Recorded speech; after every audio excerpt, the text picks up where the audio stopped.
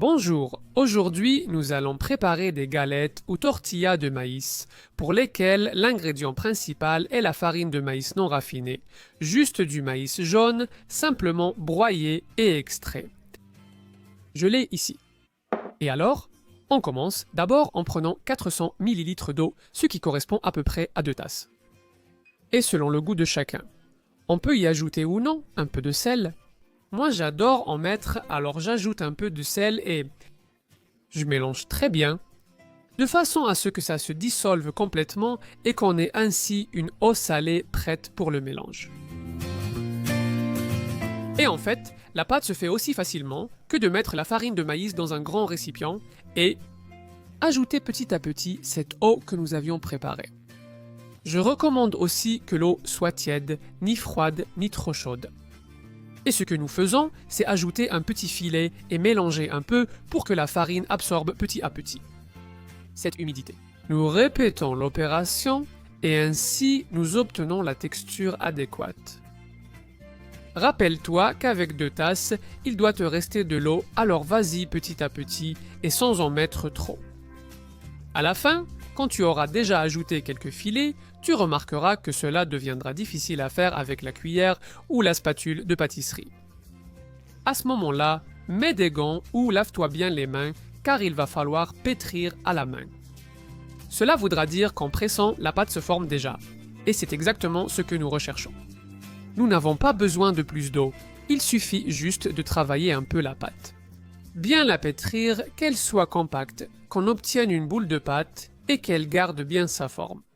Si tu la presses, la marque de tes doigts doit être visible. C'est exactement ce qu'on cherchait, une pâte avec la bonne texture. Maintenant, on couvre avec un film plastique et on laisse reposer 30 minutes. Il s'est déjà écoulé un petit moment, ce qui est fondamental pour que la tortilla soit bien humidifiée et ainsi plus moelleuse et douce. À ce moment-là, ce que je fais, c'est allumer la plaque ou la poêle que nous allons utiliser pour les préparer.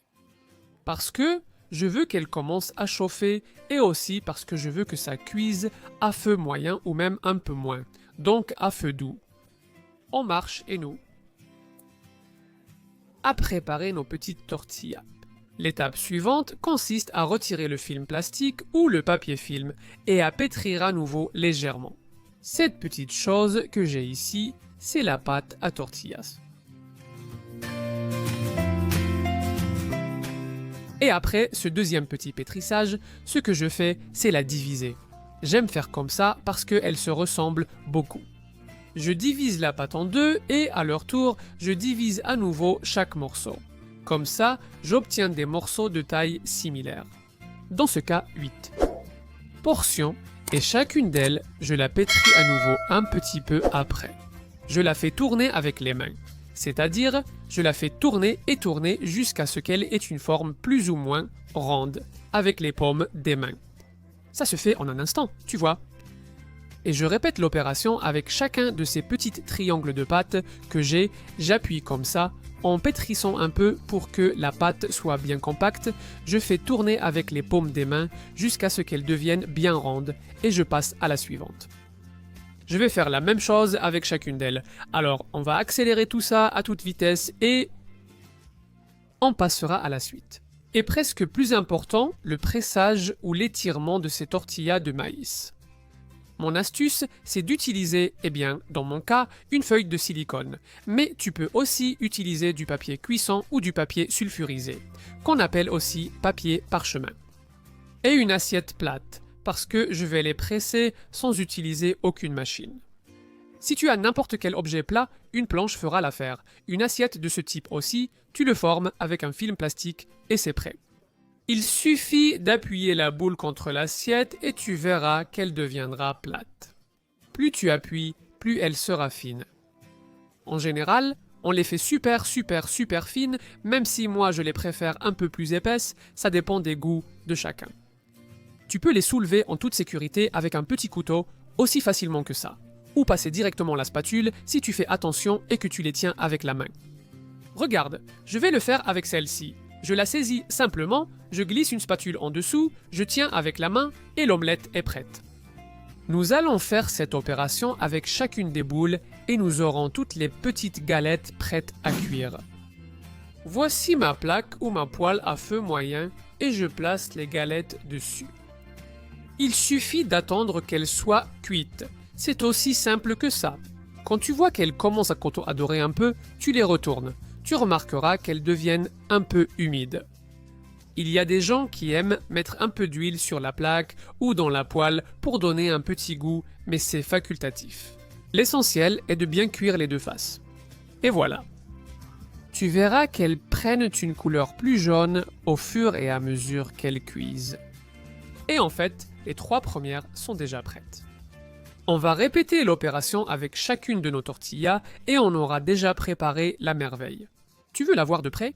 Très bien, regarde, celles-ci vont avec un peu d'huile, une petite goutte, et tu obtiens une couleur plus jaune et un peu plus croustillante.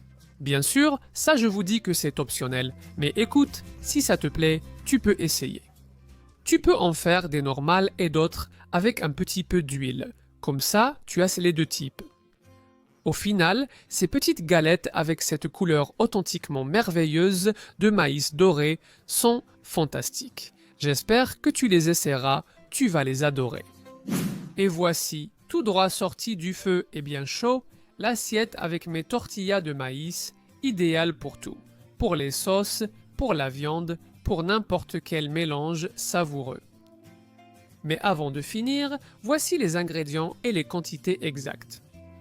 C'est très simple, car avec seulement 2 ingrédients, voire pratiquement un seul, on peut déjà le réaliser. Si tu as de la farine de maïs, essaye-le, tu vas adorer. Et en plus, je vais te poser une petite question. Mais d'abord, je vais goûter. Cette saveur douce de maïs et de grillé, moi, ça me rend un peu fou. La question que je vais te poser est cruciale. Je te laisse choisir aujourd'hui. Qu'est-ce qu'on met dessus? Je suis sûr que tu as des idées fantastiques pour lui donner un goût génial. J'attends plein d'idées, alors allez tous dans les commentaires pour les partager. Avec quoi veux-tu déguster cette merveille? En y réfléchissant, regarde cette autre vidéo, Pintazo en a visiblement. Ou t'abonner à la chaîne, c'est gratuit. Active aussi la cloche pour être au courant de toutes les nouveautés. Et rappelle-toi que j'ai une autre chaîne de recettes sucrées et fantastiques qui s'appelle Golos Hollandia.